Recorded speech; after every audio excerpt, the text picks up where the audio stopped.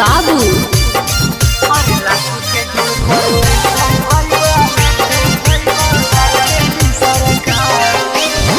केतनो फूल कमलवा रहतौ आरजेडी के जलवा करतौ कोशिश चाहे केतनो लेतौ दहाड़ हे रे।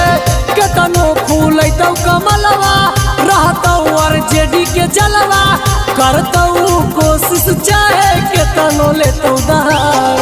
हे भाई सही सही बताना, तुम आरजेडी साथ रहेगा कि बीजेपी साथ? देखी भाई, हम आरजेडी के निमक खैलियो और आरजेडी जोड़े रहबो, चाहे हम भले पंडित जी हो। अरे कर चलते हो तो भैया जिलावा में मार लाठी के जो पड़े तो भैया आरजेडी सरकार। अरे लाठी के जोड़ पड़े तो भैया आरजेडी सरकार।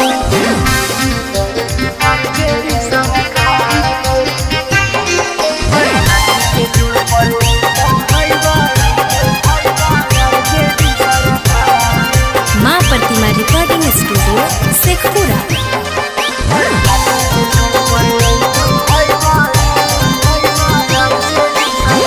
भैया तेजस्वी के जब अतौ सारा कारगे ताबे गरीब लोग के सपना होतौ सकार गे।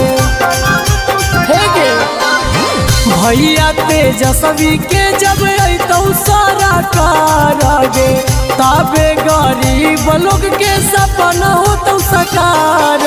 और जेडी के पार्टी हाँ कौ सब खाती देखी विरोधी के फाटो छाते। अरे कर चलते हो तो भैया जिलावा में मार लाठी के जो पड़े तो भैया आरजेडी सरकार। अरे लाठी के जो पड़े तो भैया आरजेडी सरकार।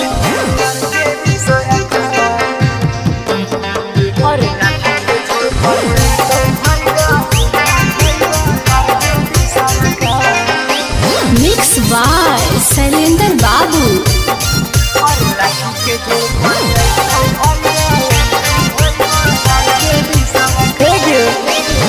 जैतौ कमल छौड़े अबरी मुरा जाइगे तिरियो भी टूट के अबरी जैतौ छितराइगे।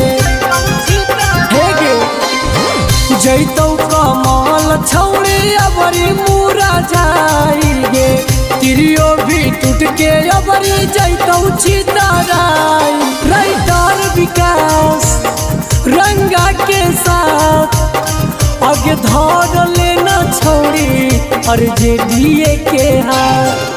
अरे कर चलते हो तो भैया जिलावा में मार लाठी के जो पड़े तो भैया आरजेडी सरकार। अरे लाठी के जो पड़े तो भैया आरजेडी सरकार।